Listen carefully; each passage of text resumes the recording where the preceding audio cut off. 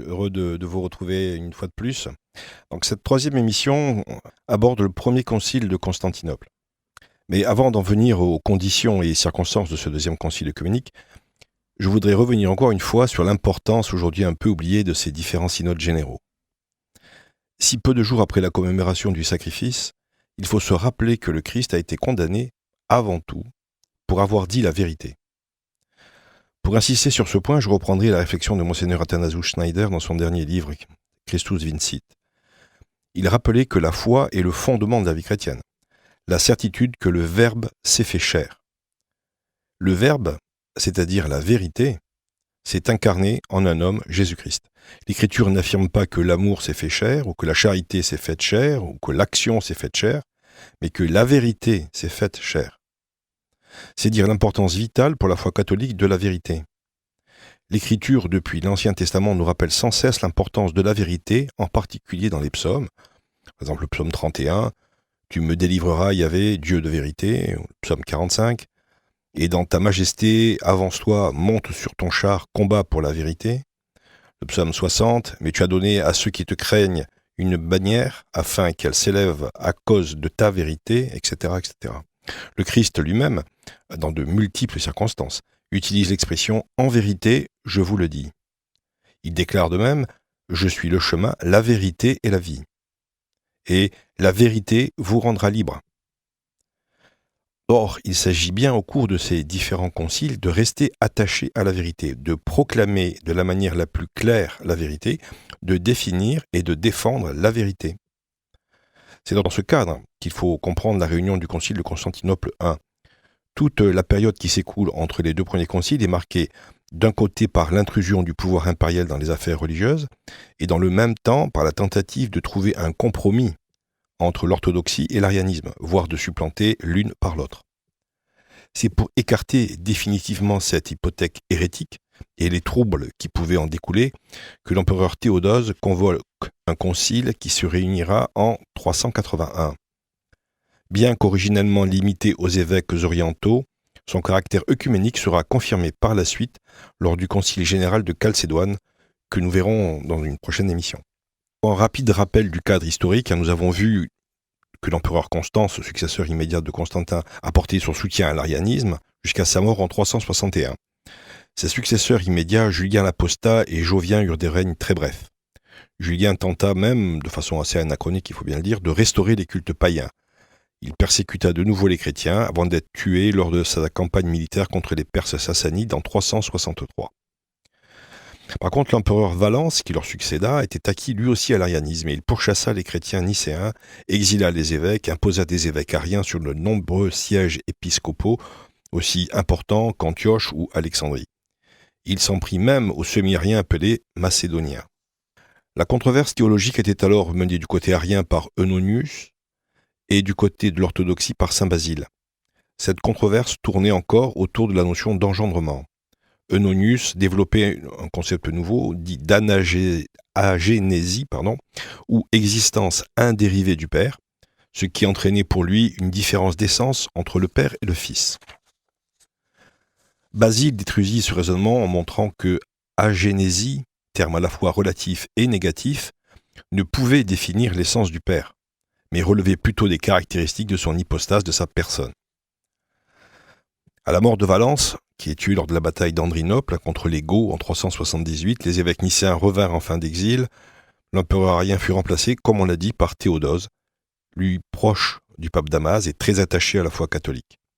Son premier décret de politique religieuse faisait expressément référence à, je cite, « la religion que l'apôtre Pierre a toujours enseignée aux Romains ». Fin de citation. Dans ce concile, on doit faire une petite parenthèse préalable pour parler des pères cappadociens qui joueront un rôle vraiment très important. Par le nom de Cappadociens, on désigne trois hommes unis par la famille et par l'amitié. Deux frères, Basile de Césarée et Grégoire de Nice, et leur ami commun, Grégoire de Naziance. Saint Basile, pasteur infatigable, personnalité exceptionnelle, a marqué le monde oriental tant par la liturgie qui lui doit son nom, par sa correspondance, par l'implantation du monachisme en Cappadoce, ou par la vigueur de sa pensée qui a infléchi le concile de Constantinople tout entier.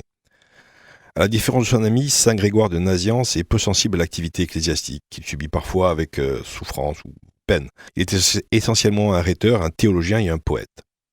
Grégoire de Nysse, de son côté, finit par consacrer sa vie à la vie contemplative. Et il eut en revanche une activité pastorale importante pendant une période. Différents dans leurs options, dans leur façon de voir la vie, les Cappadociens ont en fait en commun leur amour de l'Église et de la vie monastique. Leur idéal est celui du moine-évêque, qui a renoncé à tout, sauf à l'art de bien parler, de bien écrire, de dire la vérité. Théologiens, les Cappadociens le sont à bien des titres, et en particulier en raison de leur rapport à la théologie trinitaire. Pour revenir à l'hérésie principale qui sera traitée lors du concile de Constantinople, qui s'appelle le macédonisme, ses premières traces datent de la D360. Il y a un synode régional qui dépose l'évêque de Byzance, Macédonius, qui va donner nom à l'hérésie. Nous avons vu lors de la dernière émission que le credo de Nicée se limite à affirmer l'existence de l'Esprit Saint sans préciser davantage.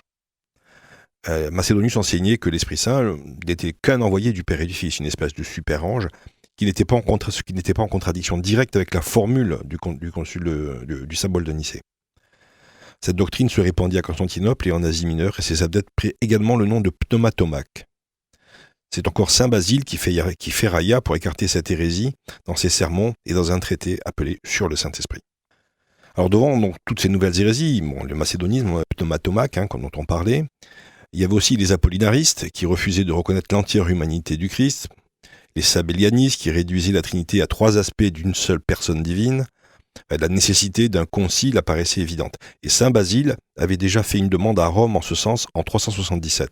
Malheureusement, la situation militaire, il y avait des guerres contre les Alamans à l'ouest et contre les Goths à l'est, rendait la réunion de ce concile général très difficile, voire impossible.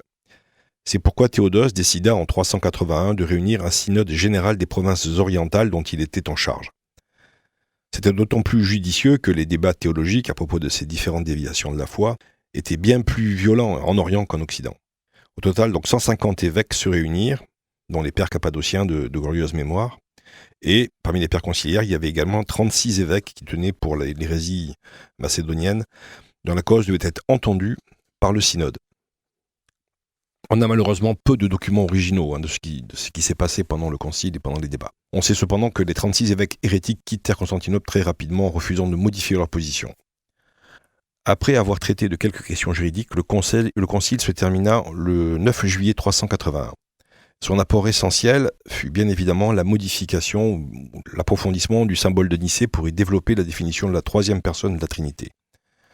Bien que tout chrétien en connaisse aujourd'hui le texte, il est bon de le rappeler pour bien voir aussi les compléments ajoutés par les pères conciliaires. Je cite : « Nous croyons en un Dieu, Père Tout-Puissant, Créateur du ciel et de la terre, de toutes les choses visibles et invisibles, et en un Seigneur Jésus-Christ, le Fils de Dieu, l'unique, engendré du Père avant tous les siècles, lumière de lumière, vrai Dieu de vrai Dieu, engendré, non fait, consubstantiel au Père, par qui tout a été fait, et pour qui nous les hommes, et pour notre salut, est descendu des cieux. » Donc là, il n'y a aucune modification par rapport à Nicée. Le symbole de Constantinople continue ainsi. C'est incarné par le Saint-Esprit de la Vierge Marie. Ça, c'est un apport du Concile. Et s'est fait homme et a été crucifié pour nous sous Ponce Pilate. C'est aussi un élément complémentaire qui marque bien l'historicité de l'incarnation. Crucifié pour nous sous Ponce Pilate, ça donne une date. A souffert, a été enseveli et ressuscité le 3e jour selon les Écritures et monté aux cieux et siège à la droite du Père. Il reviendra en gloire juger les vivants et les morts. Son règne n'aura pas de fin. Et là, donc, vient ensuite tout un paragraphe sur le Saint-Esprit. Et en l'Esprit Saint, Seigneur, qui vivifie, qui procède du Père, qui avec le Père et le Fils est conjointement adoré et glorifié, qui a parlé par les prophètes et en une Église sainte, catholique et apostolique. Nous confessons un baptême pour la rémission des péchés. Nous attendons la résurrection des morts et la vie du siècle à venir. Amen.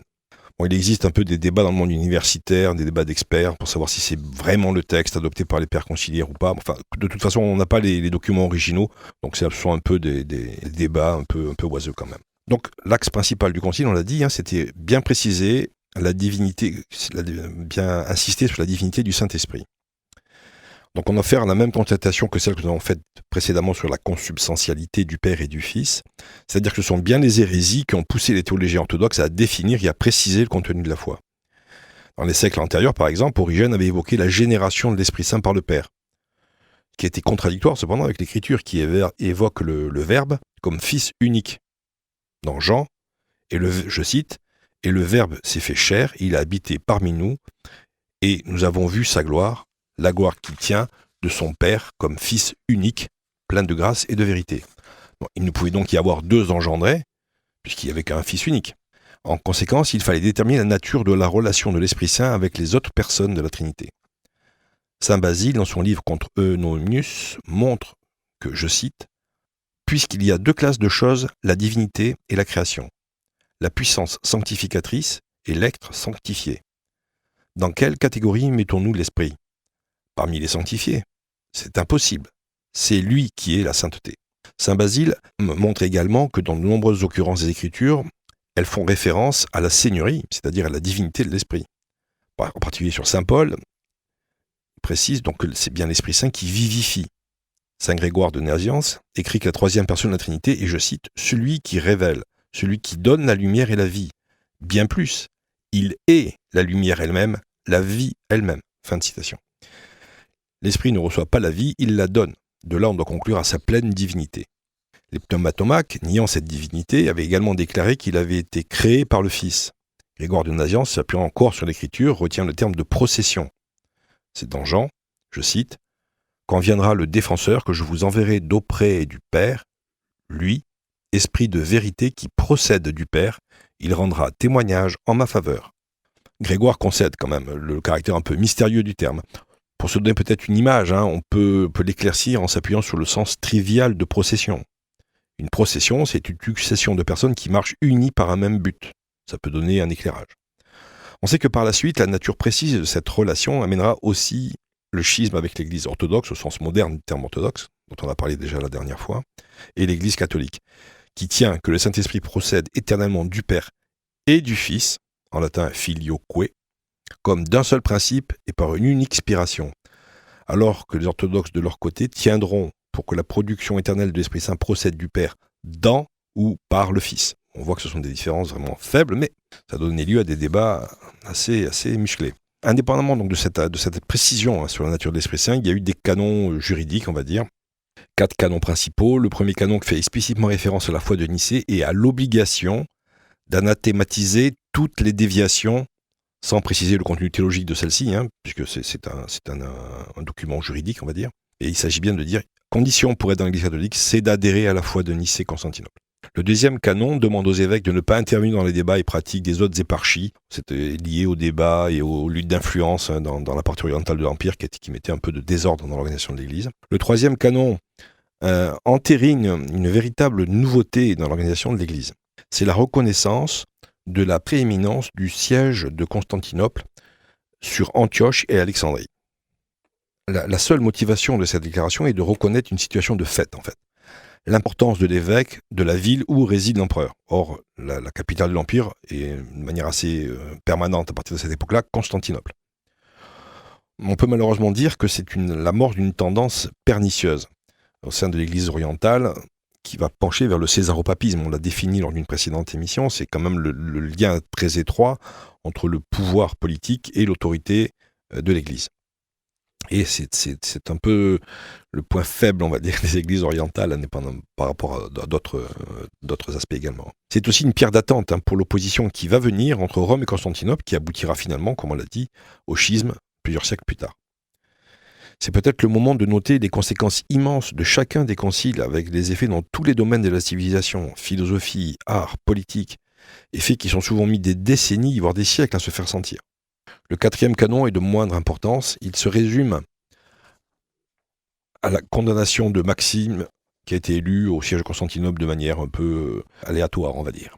Alors les autres conséquences que ces canons disciplinaires, en particulier pour la modification du texte du credo, on l'a dit, ce concile, au départ, est limité aux provinces d'Orient. Et il va être inclus ultérieurement dans la liste des conciles œcuméniques, par une décision explicite du concile de Chalcédoine, que nous verrons dans une émission future.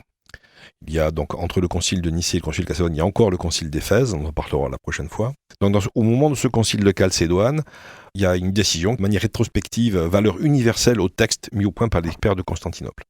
L'autre conséquence importante, bien sûr, c'est la fin de l'hérésie arienne, vraiment au sein de l'Empire. Elle subsistera à l'extérieur, particulièrement chez les Goths, mais dans ces peuples qui ont un accès moins courant, moins classique à la culture antique, cette hérésie sera désormais incapable de produire le moindre effort doctrinal. De fait, c'est également la fin des hérésies qui étaient liées à la définition de la Trinité. Et les conciles suivants vont s'attacher à un autre point de débat qui était encore, on va dire, moins défini dans les textes que nous avons étudiés sur Nicée et sur Constantinople, qui sont la nature de les liens entre les natures divines et humaines dans le Christ. C'est là que les débats vont se concentrer dans les années qui vont suivre et qui vont donc justifier les conciles à venir d'Éphèse et de Chalcédoine, auxquels nous nous intéressons la prochaine fois pour ce qui concerne le concile d'Éphèse. Voilà, donc c'est ce concile de Constantinople, malgré son caractère régional au départ, a acquis par la précision qu'il a apportée à la définition de la Trinité, en particulier donc de l'Esprit Saint, de quelle manière même, quelle est la nature du lien entre l'Esprit Saint et les deux autres hypostases, les deux autres personnes de la Trinité, donc cette notion de procession et de spiration, c'est vraiment un apport capital, donc il sera reconnu, encore une fois on l'a dit, au moment du concile de Chalcédoine. Voilà. Donc un élément très très important dans ce concile. Absolument. Et encore une fois, c'est bien ce texte, et non pas celui de Nicée, qui est récité. Qui est dit encore aujourd'hui. Qui est dit encore aujourd'hui au moment de la messe. C'est dire son importance. Oui, oui. Donc c'est bien, c'est pour ça qu'on utilise le terme de symbole Nicée-Constantinople. Voilà. Parce qu'on a toute la première partie sur la relation père-fils qui a été définie au moment du concile de Nicée. Comme on l'a dit la dernière fois, il se terminait que le texte de l'époque c'était « et en l'Esprit Saint », point. Oui. Ça, le symbole s'arrêtait à ce moment-là. Et donc là, au niveau du concile de Constantinople, on a vraiment tout ce détail qui est donné sur le rôle de l'Esprit Saint, en particulier dans l'incarnation, puisqu'on dit bien, je reviens sur cette partie spécialement importante du texte modifié, il s'est incarné par le Saint-Esprit de la Vierge Marie. Donc le Saint-Esprit lui-même a déjà un rôle dans l'incarnation elle-même, indépendamment du rôle qu'il va jouer de paraclet, de protecteur, après le remontée du Christ vers le Père. D'accord. Eh bien, en tout cas, merci beaucoup Philippe pour cette nouvelle émission, ce nouvel éclairage aussi sur ce concile de Constantinople. Merci infiniment. Merci, à bientôt.